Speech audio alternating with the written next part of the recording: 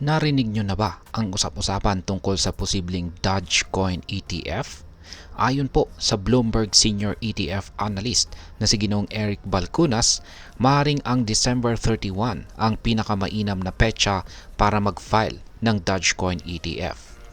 Habang nananatiling meme coin itong si Dogecoin, ang tumataas naman po nitong popularidad ay nagdadala ng tanong, posible ba itong maging bahagi ng mainstream financial market?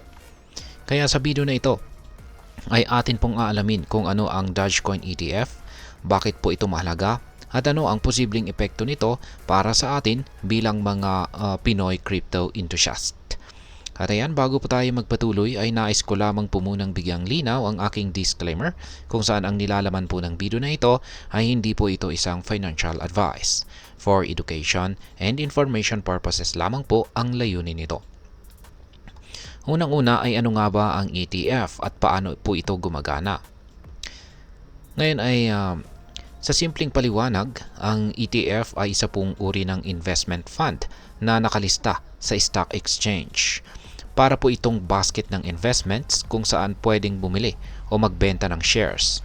Kapag nagkaroon po ng Dogecoin ETF, magiging possible para sa mga investors na bumili ng shares na sumusunod sa presyo ni Dogecoin nang hindi po direktang bumibili ng coin. Ang malaking bentahe nito ay ang pagiging regulated. Dahil may oversight mula sa mga financial regulators, mas nagiging secure po ang secure at accessible ang crypto investments para sa mas maraming tao, lalo na sa mga traditional na investors. Ngayon ay bakit po pinaplanong magkaroon ng Dogecoin ETF?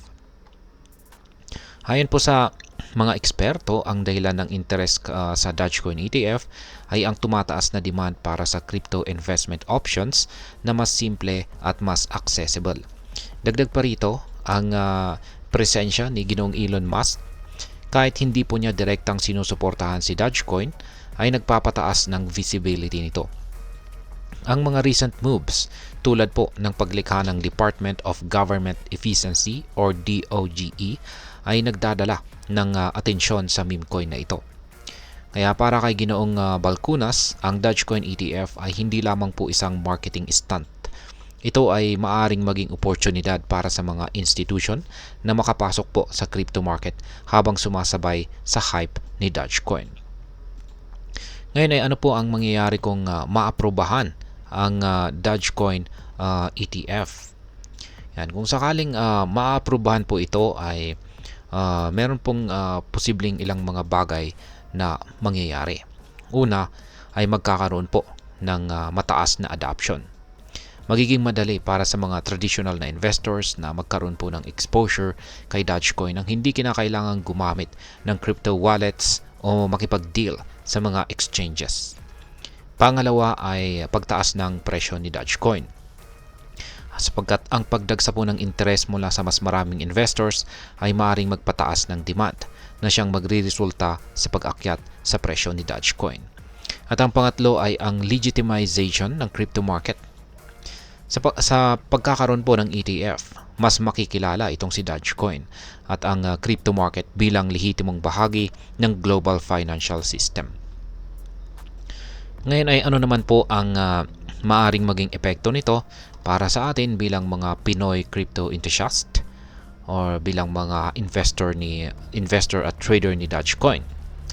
Kaya yan, meron po itong benepisyo at syempre meron na rin po itong hamon.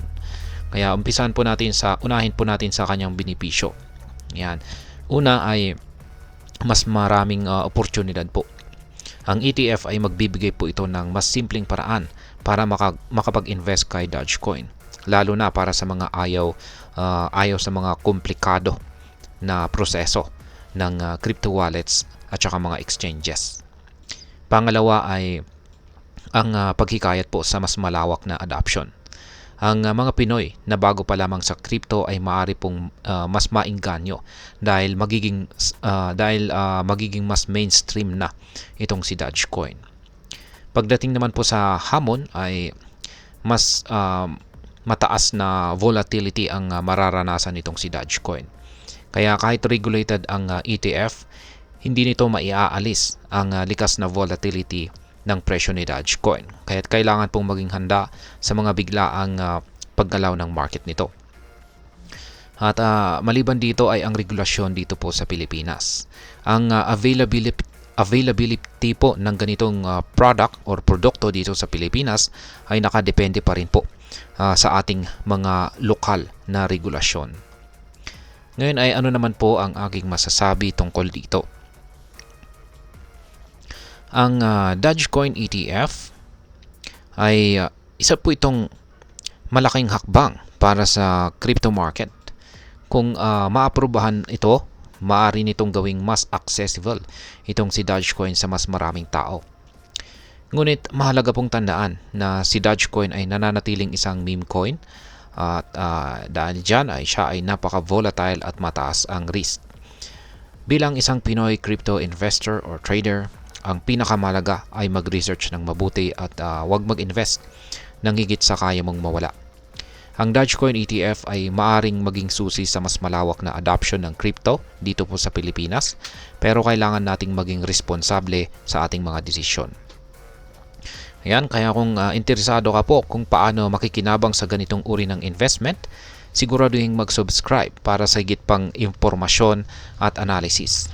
Tandaan, sa mundo ng crypto, ang tamang kaalaman ang pinakamalakas na puhunan. At ayan, marami pong salamat sa panonood. Ingat po tayo lagi at God bless po sa ating lahat.